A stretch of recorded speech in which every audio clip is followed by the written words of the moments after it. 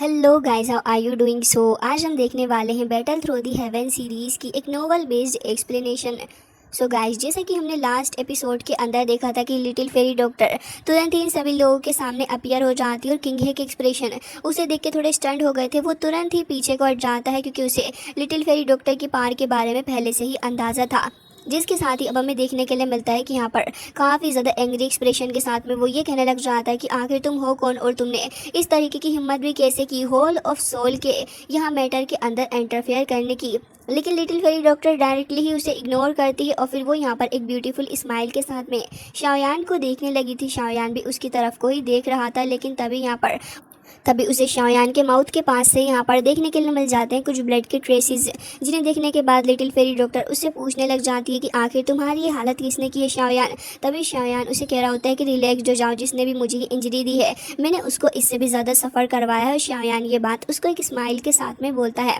जिसके बाद शाओयान खुद भी स्टंट था लिटिल फेरी डॉक्टर की अपीयरेंस को देखने के बाद और कह रहा था कि तुम्हारी स्ट्रेंथ ऐसा लग रहा है कि तुमने 1000 क्लास के ऊपर ब्रेक थ्रू कर लिया है। जिसके साथ ही लिटिल फेरी डॉक्टर भी उसकी शक्ल को देख रही थी और एक स्माइल के साथ में कह रही होती है कि हाँ, और अब उसे बिल्कुल भी परेशान होने की ज़रूरत नहीं है उसकी पॉइजन बॉडी के बारे में, क्योंकि अब उसकी पॉइजन बॉडी वापस से ठीक हो गई है और अब वो यहाँ पर कुछ शार्प वेपन का इस्तेमाल भी कर सकती है जिसे वो सिर्फ खुद ही कंट्रोल कर पाएगी। ये सुनने के बाद तो यहाँ पर शाओयान काफ़ी ज़्यादा खुश था, लेकिन किंग हे अगेन शाउट करते हुए कह रहा था कि अगर तुम यहाँ पर हमारे मैटर के बीच में बोलोगी तो फिर इस चीज़ के बारे में दोबारा से सोच लो तुम। बट लिटिल फेरी डॉक्टर यहाँ पर ऑलरेडी काफ़ी ज़्यादा ऑफेंड हो गई थी, क्योंकि यहाँ पर शाओयान को उसने काफ़ी ज़्यादा हर्ट जो कर दिया था। जिसके साथ ही वो बंदा ये कह रहा होता है कि देखो, तुम अगर यहाँ पर हमारे मामले में अपनी टांग अड़ाती हो तो फिर तुम्हें ये चीज़ काफ़ी ज़्यादा भारी पड़ने वाली है। किंग हे जो था वो इस चीज़ के बारे में बिल्कुल भी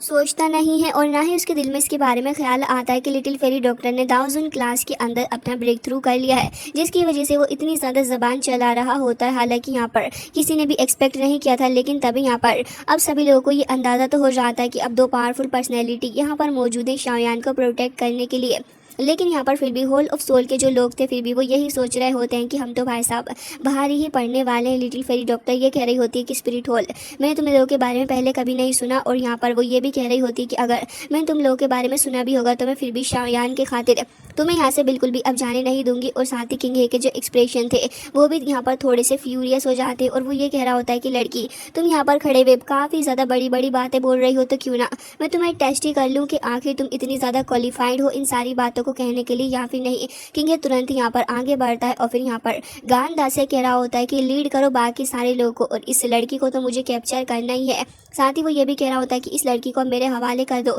जैसे ही यहाँ पर बाकी सारे लोग इसकी आवाज़ को सुनते हैं तभी वहाँ पर नाइट एलाइट दाओजोंग आ जाते हैं, इमीडिएटली मूव करते हैं और आसपास शाओयान के सराउंडिंग के पास में आ जाते हैं, जिससे कि लिटिल फेरी डॉक्टर को यहाँ पे इमीडिएटली अपनी पावर का इस्तेमाल करना पड़ता है। लिटिल फेरी डॉक्टर यहाँ पर अपनी ब्लैकिश पर्पल मिस्ट एनर्जी का इस्तेमाल करती है और वो अपने माउथ के थ्रू इस पावर को कंटेन करते हुए आगे की तरफ को करने वाली थी, जिसके साथ यहाँ पर शाओयान को पूरे तरीके से एक पिलर शील्ड के अंदर कैद कर देती है, जिससे कि यहाँ पर शाओयान को कोई भी टच नहीं कर पाएगा। अब इस फॉर्मेशन को देखने के बाद कोई भी आगे नहीं आ पा रहा था, क्योंकि सभी को पता था कि इस लड़की के पास में पॉइजन है। बट ये जो गांधा होता है वो इमीडिएटली आगे बढ़ता है और अपने सारे सुबॉर्डिनेट्स को ऑर्डर करता है कि उसके साथ में मिलकर ये अटैक करें शाओयान के ऊपर। तभी यहाँ पर एक ब्लैक क्लॉथ पहने हुए मैन भी आ जाता है, जिसके एक्सप्रेशन थोड़े डिप्रेस्ड नज़र आ रहे थे। उसकी बॉडी दाओकी की पावर से रेप्ड होती है और उसको यहाँ पर फोर्स करा जा रहा था, जिससे कि वो आगे बढ़ता है अटैक करने के लिए। बट यहाँ पर उसकी जो दाव की शील्ड थी वो इमीडिएटली एक पावरफुल पॉइजन अटैक को रिसीव करती है, जिसकी वजह से उसके एक्सप्रेशन थोड़े हॉरिफाइड हो चुके थे और वो इमीडिएटली विड्रॉल करने के बारे में सोच रहा था। असल में लिटिल फेरी डॉक्टर की पावर बढ़ गई है, जिसका अंदाज़ा इन लोगों को नहीं था, जिसके चलते यहाँ पर जो गादान का ग्रुप होता है वो भी थोड़ा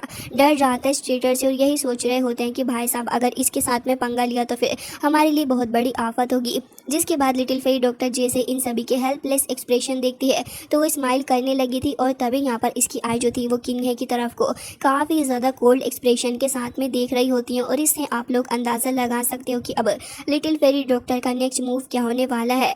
जिसके बाद अब लिटिल फेरी डॉक्टर एक काफ़ी ज़्यादा पावरफुल लाइन इसको चिपकाते हुए ये कह रही थी कि तुमने मुझे काफ़ी ऑफेंड कर लिया है, लेकिन मैं भी टेस्ट करना चाहती थी कि आखिर मेरी पावर कितनी ज़्यादा बढ़ गई है। जिसके साथ ही वो ये कह रही होती कि आज मैं अपनी स्ट्रेंथ को चेक करूँगी तुम्हारा यूज़ करते हुए। जिसके बाद लड़की आगे बढ़ जाती है और जेंटली फॉर्म करती है एक शील्ड को अपने दोनों ही हाथों से। आसपास से वो काफ़ी ओरा को गैदर कर रही थी और उसकी फिंगर जो होती है उसमें काफ़ी सारा ओरा आ गया था। किंग हे के एक्सप्रेशन एक बार फिर से स्टिफेंड हो जाते हैं और वो इमीडिएटली आगे बढ़ता है और आगे बढ़ने के बाद लिटिल फेरी डॉक्टर के ऊपर अटैक करने के बारे में भी सोच रहा था। लेकिन तभी यहाँ पर एक ईगल लाइक हैंड आगे आता है। स्पेक्टिकल के अंदर कुछ क्रैक्स भी पड़ने लग गए थे और लाइटनिंग भी यहाँ पर होती है लिटिल फेरी डॉक्टर के ऊपर अटैक करने के लिए। और हमें देखने के लिए मिलता है कि यहाँ पर ये जो इतना ज़्यादा पावरफुल मोमेंट होता है तभी यहाँ पर काफ़ी ज़्यादा दाव की भी फील हो रही थी और एक टेरिफाइंग पॉइजनस एनर्जी भी फील हो रही होती है। और इसी मोमेंट पे काफ़ी ज़्यादा पावरफुल दाव की फील्ड एनर्जी आती है जो कि पॉइजन से गैदर हुई हुई थी। और लिटिल फेरी डॉक्टर जो थी अपने पाम के अंदर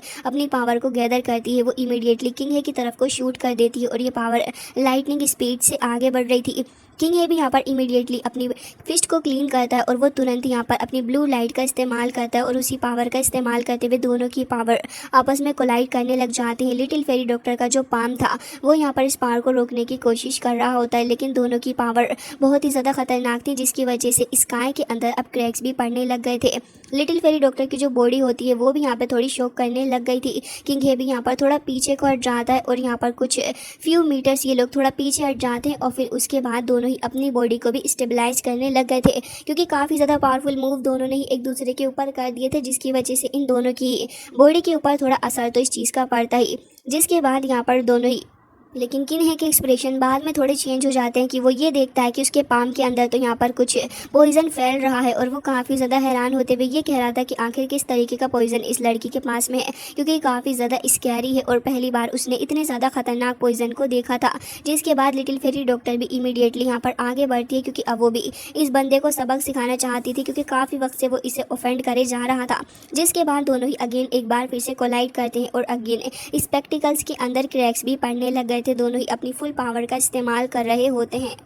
लेकिन यहाँ पर स्पीड और बाकी सारी पावर स्ट्रेंथ वगैरह के टर्म्स में देखें तो लिटिल फेरी डॉक्टर अभी भी थोड़ा अपर हैंड लेके चल रही होती है इस बंदे के साथ में। किन्हे जो था वो एक काफ़ी ज़्यादा बुरे तरीके से गिरता है, साथ ही उसके एक्सप्रेशन थोड़े डिप्रेस्ड थे और वो थोड़ा कंसर्न भी हो जाता है सिचुएशन को देखने के बाद, क्योंकि अब लिटिल फेरी डॉक्टर लड़के के ऊपर भारी जो पड़ रही है। लिटिल फेरी डॉक्टर तो यहाँ पर तुरंत ही 3 डेडली पॉइजन नीडल को क्रिएट करती है और फिर एक एक करके यहाँ पर किन्हे की तरफ को ही फेंक देती है। जिसके बाद यहाँ पर स्पेक्टिकल के अंदर भी क्रैक्स पड़ने लग गए थे और यहाँ पर वो किन्हे की तरफ को भी जा रहे होते हैं। किन्हे के एक्सप्रेशन अगेन कोल्ड हो गए थे सारी चीज़ को देखने के बाद और वो भी इमीडिएटली एक दाव की शील्ड को फॉर्म कर लेता है ताकि इस चीज़ को रोका जा सके और खुद को बचाया जाए। बट ये अटैक जो था यहाँ पर एक नीडल जो होती है वो ऑलरेडी काफ़ी ज़्यादा हार्ड टू स्टैंड थी, जिसके चलते यहाँ पर बाकी सारी उसको हिट भी करने की कोशिश कर रही होती है। किंग हे ने भी अपनी पूरी पावर लगा ली थी और उसकी दाव की शील्ड जो थी वो भी यहाँ पर कुछ पीसीस के अंदर टूट जाती है और लिटिल फेरी डॉक्टर इसी मोमेंट पे शूट करती है और काफ़ी ज़्यादा पावरफुल पाम अटैक, जिससे कि किन्हे की बॉडी काफ़ी ज़्यादा दूर जाती है। लिटिल फेरी डॉक्टर की पावर अब और भी ज़्यादा बढ़ गई थी, जिससे कि स्पेक्टिकल के अंदर अगेन क्रैक्स पे क्रैक्स पड़े जा रहे होते हैं एंड यहाँ पर किंग हे जो था वो ग्राउंड की तरफ को जाके गिरने लग जाता है। लिटिल फेरी डॉक्टर अभी फिलहाल उसे चेस नहीं करती, क्योंकि अब वो नीचे की तरफ को गिरने वाला था और लिटिल फेरी डॉक्टर शाओयान के पास में आके खड़ी हो जाती है और फिर तुरंत ही जो पिलर उसने पहले बनाया था जिससे कि वो शाओयान को प्रोटेक्ट कर पाए उसको हटा देती है। जिसके साथ ही अब हमें देखने के लिए मिलता है कि तियानू जो थे वो भी अपीयर हो जाते हैं और वो शाओयान को जैसे इतना ज़्यादा इंजर्ड देखते हैं वो समझ गए थे कि अब इस जगह पर रुकना सही नहीं होगा। तुरंत ही वो ये कह रहे होते हैं कि हमें यहाँ से बाहर निकलना होगा क्योंकि शाओयान भी इंजर्ड है। वो यहाँ पर तुरंत अपनी काफ़ी ज़्यादा पावर का इस्तेमाल करते हुए आइस रिवर वैले के द्वारा बनाया गया उस शील्ड को सबसे पहले तोड़ते हैं। वो काफ़ी ज़्यादा खतरनाक दाव की पंच से हिट करते हैं अपने पंच को और फिर वो जैसे बैरियर को जाकर हिट होता है तभी यहाँ पर थोड़े थोड़े क्रैक्स पड़ने लगे थे, लेकिन तियान शुआनजी जो था वो इमीडिएटली यहाँ पर आगे बढ़ता और कह रहा था कि किन्हे जुन से अटैक करो, इन लोगों को बाहर जाने मत देना क्योंकि मैं नहीं चाहता कि ये यहाँ से स्केप करें। किन्हे एंड तियान शुआनजी दोनों ही लाइटनिंग की तरह आगे बढ़ते हुए शूट करने लग गए थे तियान हुओ की तरफ, क्योंकि वो किसी भी हालत में तियान हुओ को रोकना चाह रहे होते हैं। लेकिन इमीडिएटली यहाँ पर लिटिल फेरी डॉक्टर जो थी वो अपीयर होती है और तियान हुओ का साथ वो देने लगी थी और अपनी काफ़ी ज़्यादा डेडली पॉइजन एनर्जी को वो आसपास स्प्रेड आउट कर रही थी। तियान शुआनजी किन्हे इमीडिएटली थोड़े डर जाते हैं और अपने एक्शंस को लेके भी वो और भी ज़्यादा केयरफुल हो गए थे। अब यहाँ पर तियान हुओ भी आ जाते और वो भी एक बार फिर से काफ़ी ज़्यादा पावरफुल पंच को थ्रो कर करते हैं और अब फाइनली जाके यहाँ पर ये जो शील्ड थी वो धीरे धीरे करके यहाँ पर ब्रेक होने लग गई थी, जिसके बाद अब यहाँ पर ये लोग बस इस क्रैक शेटर्ड के थ्रू जल्द से जल्द बस आगे जाना चाह रहे होते हैं। लेकिन यहाँ पर ये लोग इतने ज़्यादा तेज़ थे कि सडनली यहाँ पे पूरी की पूरी ये सिटी जो थी वो स्नो से धीरे धीरे करके कवर होने लग जाती है। इस मोमेंट के अंदर सभी लोग देख रहे थे कि आखिर ये हो क्या रहा है, और यहाँ पर मास्टर तियान हुओ का भी यही कहना था कि सडनली क्या हो गया है। लेकिन फिर भी यहाँ पर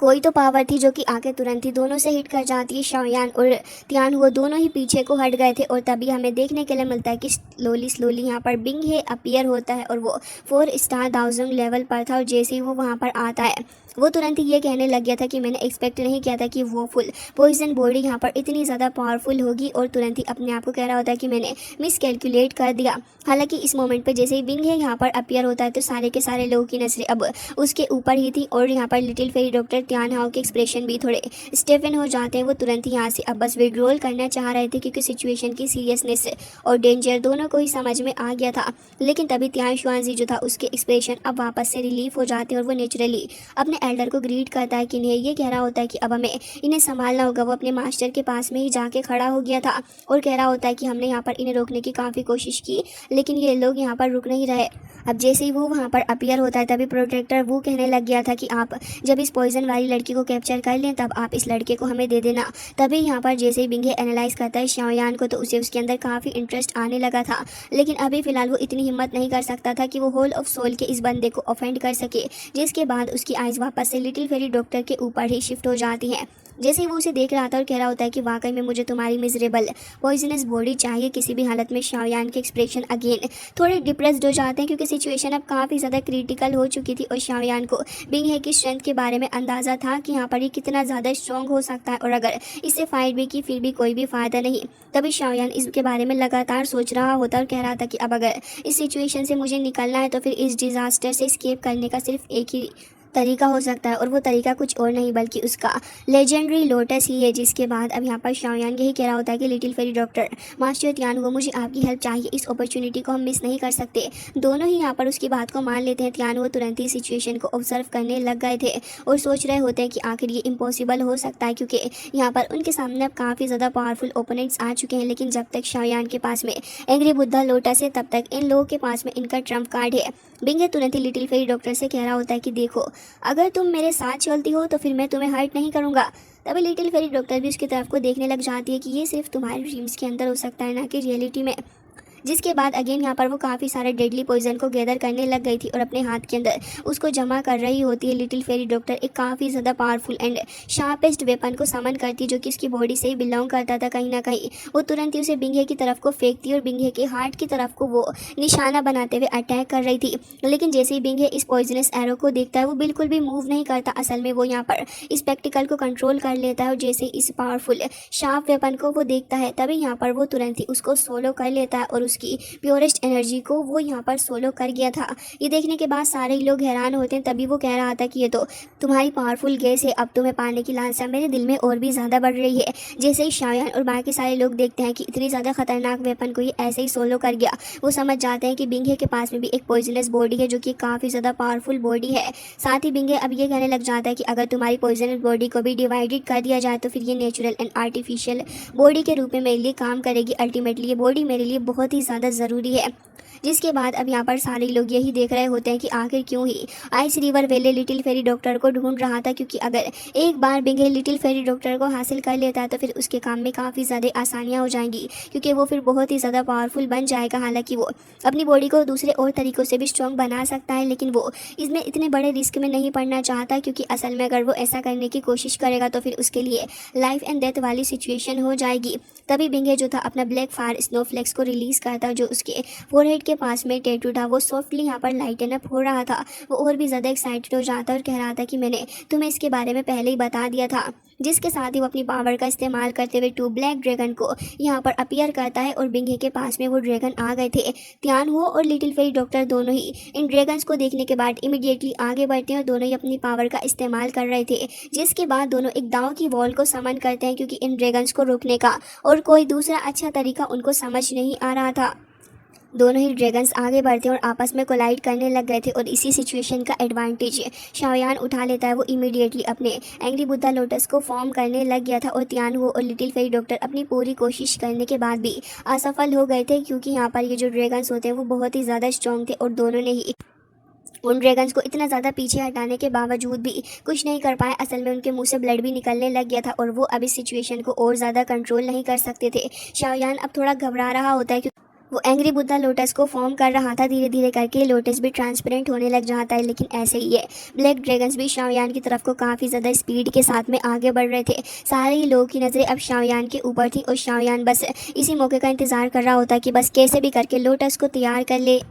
लेकिन तभी यहाँ पर एक गोल्डन स्पेक्टिकल एरे यहाँ पर तुरंत ही आ गया था। शाओयान उसे देखने के बाद हैरान था कि न जाने अब कौन यहाँ पर आने वाला है, लेकिन तभी यहाँ पर लिन लाओ और साथ ही युआन लाओ आ जाते हैं। दोनों ही एक इलाइट दाओ जुंग के वॉरियर हैं और तुरंत ही जैसे ही वो वहाँ पर अपीयर होते हैं तो वो अपने हाथ की वीव का इस्तेमाल करते हुए उन ब्लैक ड्रैगन्स को सिर्फ कुछ ही सेकेंड्स के अंदर ख़त्म कर डालते हैं और वो फिर यहाँ पर चुटकियों में ख़त्म हो गया था जैसे ही ड्रैगन्स डिस्ट्रॉय होते हैं। तभी यहाँ पर एंट्री हो जाती है हमारी काफ़ी ज़्यादा ब्यूटीफुल सी शुनर की। अभी उसका मॉडल एक न्यू मॉडल है और अब वो पहले से थोड़ी चेंज लग रही थी, लेकिन वो काफ़ी ज़्यादा ग्रेसफुली आ रही होती है और धीरे धीरे करके वो यहाँ पर आके खड़ी हो जाती है। शाओयान जैसे उसको देखता है तभी वो भी शाओयान की तरफ को देखने लगी थी। हालांकि अब वो आइस रिवर वेले के लोगों को धमकी देते हुए ये कह रही होती है कि अगर किसी के अंदर भी गट्स हैं तो फिर वो आगे बढ़े, मैं उसे ऐसे ही ख़त्म कर दूंगी जैसे वो कभी था ही नहीं। शाओयान सडनली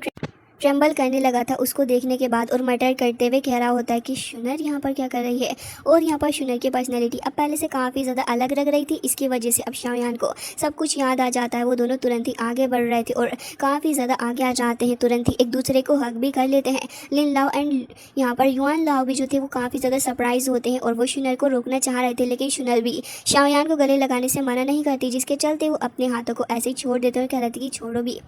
जिसके बाद शुनर जो थी अब एक कोल्ड गेस के साथ में बिंग हे को देख रही थी और कह रही होती है कि अगर तुम यहाँ पर शाओयान को नहीं छोड़ोगे तो फिर मैं तुम्हारी हालत बुरी कर दूंगी। और शाओयान से भी कह रही थी कि तुम परेशान मत हो। बिंग हे के एक्सप्रेशन जो थे अभी वो थोड़े अलग हो जाते और वो कह रहा था कि अब तुम कौन हो और तुम्हें नहीं पता कि हम आखिर हैं कौन। हम आइस रिवर वैली के लोग हैं और हमारे मैटर के अंदर तुम इंटरफेयर नहीं कर सकती। तभी शुनर स्माइल कर रही थी और कह रही थी कि आइस रिवर वैली अब कुछ ज़्यादा ही एरोगेंट हो गया है। तभी यहाँ पर बिंग हे के एक्सप्रेशन चेंज हो जाते हैं और यहाँ पर शुनर जो थी वो भी अभी स्माइल कर रही होती है और नेचुरली अब यहाँ पर उसकी पावर को देखने के बाद ये दोनों थोड़े घबरा से जाते हैं। बिंग हे यही कह रहा होता है कि देखो मेरा पॉइजन गर्ल से लेना देना है और तुम अपने फ्रेंड को यहाँ से लेके जा सकती हो, बाकी चीज़ों से मुझे कुछ भी नहीं लेना देना। लेकिन तभी यहाँ पर शुनर कोल्ड आइस से कह रही होती है कि लिटिल फेरी डॉक्टर, जिसके बाद वो कह रही थी कि अच्छा मैंने इसके बारे में पहले भी सुना है। लेकिन अभी किन्हे जो होता है वो भी अभी काफ़ी तेज़ी के साथ में शाउट कर रहा था और कह रहा होता है कि आइस रिवर वेले के चीफ और हम लोग कभी भी तुम्हें यहाँ से नहीं जाने देंगे और इस शाओयान को इसको तो हम कभी भी नहीं जाने दे सकते। बिंग हे के एक्सप्रेशन जो थे वो भी अभी कोल्ड थे और कह रहे होते हैं कि तुम्हें कुछ ज़्यादा ही जल्दी नहीं आ रही लड़की। वो शाओयान को पकड़ने की कोशिश कर रहे थे, लेकिन तभी यहाँ पर जैसे ही अब शुनर बिंग हे की आवाज़ सुनती है तो वो ये कह रही होती है कि ऐसा लग रहा है कि तुम लोग इस तरीके से बिल्कुल भी नहीं मानोगे। अब मुझे अपनी पावर का इस्तेमाल करना होगा। मैं तुम्हें सिर्फ 1 ही मिनट का वक्त दूंगी और अगर तुम इस 1 मिनट के अंदर मेरी बात को समझ जाते हो तभी ठीक है। बिंग हे के एक्सप्रेशन थोड़े अगली हो जाते हैं जैसे ही वो यहाँ पर शुनर के मुँह से ये सारे ही डायलॉग सुन रहा होता है, क्योंकि उसे तो वो बस एक छोटी लड़की ही लग रही थी। लेकिन इतनी देर में वो यहाँ पर तुरंत ही गोल्डन फ्लेम्स को समन करती है जो कि उसकी आइज़ के थ्रू यहाँ पर आ रहे थे और अब वो गुस्से से कह रही थी कि सिर्फ 30 सेकेंड्स तुम्हारे पास बचे हैं। बिंग हे अब इसको और भी ज़्यादा होल्ड नहीं कर सकता था और यहाँ पर वो तुरंत ही अपनी आइस पावर को सर्च करता है और यहाँ पर काफ़ी ज़्यादा पावर को वो गैदर भी करने लगा था। लेकिन इतनी देर में बिंग हे समझ जाता है कि वो कुछ भी नहीं कर सकता, क्योंकि यहाँ पर दोनों ही एल्डर्स भी आगे खड़े हो चुके थे, क्योंकि अब वो शुनर की साइड में होते हैं। तो शुनर अगेन स्माइल कर रही होती है और बिंग हे जो था वो इमीडिएटली उसके एक्सप्रेशन जो थे वो काफ़ी ज़्यादा बुरे हो जाते हैं, क्योंकि जैसे ही वो अटैक करने के लिए आगे बढ़ता है तभी दोनों ही एल्डर्स उसे एकदम ही बढ़िया वाला सबक सिखाते हैं। वो यहाँ पर अटैक कर रहा था, लेकिन यहाँ पर एल्डर लिन लाओ जो होते हैं वो काफ़ी आसानी से एक शील्ड बनाकर खुद को प्रोटेक्ट करने में कामयाब हो गए थे। और जैसे लिन लाओ का ऑरा आगे बढ़ता है तभी यहाँ पर गोल्डन ड्रैगन अवतार भी आ गया था और ऐसे ही बिंग हे आगे बढ़ रहा होता है उसके ऊपर अटैक करने के लिए। और इस अटैक को देखने के बाद बिंग हे अनेबल होता है इसको डोज करने के लिए और सोच रहा होता है कि उसने मिस कर दिया इन सारी ही चीज़ों को। हालांकि अब यहाँ पर इतने ज़्यादा पावरफुल लोग अगेन शाओयान के साइड में है तो ये बैटल अगेन शाओयान की फेवर में ही जा रही होती है, क्योंकि अब शाओयान एक स्ट्रॉन्ग पार्टी में है, तो अब ये लोग शाओयान का कुछ नहीं बिगाड़ सकते और ना ही शाओयान इस सिचुएशन से अब डर रहा होता है, जिसके चलते अब शाओयान भी तुरंत ही यहाँ पर युआन लाओ के साथ में और बाकी सारे लोगों के साथ में अब बैटल को स्टार्ट कर देता है। और जैसे ये फाइट बिगन होती है तभी किंग ये इमीडिएटली ऑर्डर करता है गांदा को कि तुम जाओ और अपने सारे सबॉर्डिनेट्स को लेके जाओ आगे, शाओयान को ख़त्म कर दो। त्यान शुआनजी जो थे उन्हें भी ऑर्डर मिला हुआ था कि उन्हें भी असिस्ट करना होगा, तो वो तुरंत ही बाकी सारे लोगों को कहते हैं कि जो भी सोल होल तुमसे कह रहा है वैसे ही करो और बस किसी भी तरीके से शाओयान को जाने मत देना। जैसे ही एनिमीज़ आगे अप्रोच कर रहे थे तो शुनर अब एक स्टेप आगे लेती है और तुरंत ही अपने राइट हैंड का इस्तेमाल करते हुए गोल्डन फ्लेम्स को सर्च करती है, जिससे कि यहाँ पर स्पेक्टिकल के अंदर और उसके आसपास भी काफ़ी सारे क्रैक्स पड़ने लग पड़े थे। और अब वो भी यहाँ पर आगे बढ़ते हुए एक गोल्डन फ्लेम शील्ड को अपने अराउंड पे करती है। शाओयान इस extremely powerful golden flame shield को देखने के बाद हैरान था और कह रहा होता है कि हेवनली फ्लेम इसकी बॉडी के अंदर आखिर कैसे आ गई है। और शाओयान इतनी ज़्यादा हैरानी के पास में उसे देख ही रहा था और सोच रहा होता है इन सारी चीज़ों के बारे में। तभी यहाँ पर शाओयान भी अपनी हेवनली फ्लेम्स को निकालता है और अब तैयार थे कि सारे के सारे लोग आपस में फाइट करने के लिए। लेकिन अब गादान और उसके सबॉर्डिनेट्स इसके अलावा बाकी सारे लोग भी अभी थोड़े हैरान थे, क्योंकि गोल्डन हेवनली फ्लेम जो थी वो यहाँ पर अपीयर हो जाती और ये फ्लेम कोई नॉर्मल फ्लेम तो थी नहीं, जिसके चलते यहाँ पर उन लोगों के पास में अब कोई भी चॉइस नहीं बचती है, क्योंकि अब उन्हें शाओयान को पकड़ना होगा। क्योंकि अब अगर बीच से भागे तब भी काफ़ी ज़्यादा इंसल्ट तो होगी, जिसके बाद ये लोग अटैक कर रहे होते हैं और शाओयान को भी ब्लैक चेंज के थ्रू यहाँ पर पकड़ने की कोशिश भी करी जा रही थी। शाओयान भी अब फाइट करने के पूरे मूड में आ चुका था, क्योंकि अब उसके पास में बाकी सारे लोगों का सपोर्ट भी है। शुनर जो थी वो अपनी गोल्डन फ्लेम बैरियर को इस्तेमाल करती है अटैक के तौर पर और अब यहाँ पर बाकी सारे लोगों के ऊपर वो अटैक करने भी जा रही थी। हालांकि तभी होल ऑफ सोल के कुछ और एक्सपर्ट्स भी इस जगह पर आ गए थे। इसके अलावा आइस रिवर वेले के और भी काफ़ी सारे लोग इस जगह पर मौजूद होते हैं और सिचुएशन ओवरऑल काफ़ी ज़्यादा वर्स्ट हो चुकी होती है और एक काफ़ी ज़्यादा खतरनाक फाइटिंग की सिचुएशन इस जगह पर आ गई थी। लेकिन जैसे ही शुनर आगे बढ़ के अटैक करने लग जाती है इन सारे लोगों के ऊपर, तब ये सारे के सारे लोग थोड़े डर जाते हैं, कुछ तो स्पीचलेस ही हो गए थे और समझ जाते हैं कि यहाँ पर रुकना बहुत ही ज़्यादा खतरनाक इनके लिए हो सकता है और वो इस खतरनाक गोल्डन लाइटनिंग के अंदर सर्वाइव तो बिल्कुल भी नहीं कर सकते। इसके चलते अब वो ये सोच रहे होते हैं कि भाई साहब यहाँ से भाग लिया जाए, वही इनके लिए सबसे ज़्यादा बेटर ऑप्शन रहेगा। हालांकि गाइस इसी के साथ आज की नोवेल बेस्ड एक्सप्लेनेशन हो जाती है एंड आई होप कि आपको पसंद आई होगी। मैं मिलती हूँ आपसे नेक्स्ट वीडियो में, तब तक के लिए बाय बाय।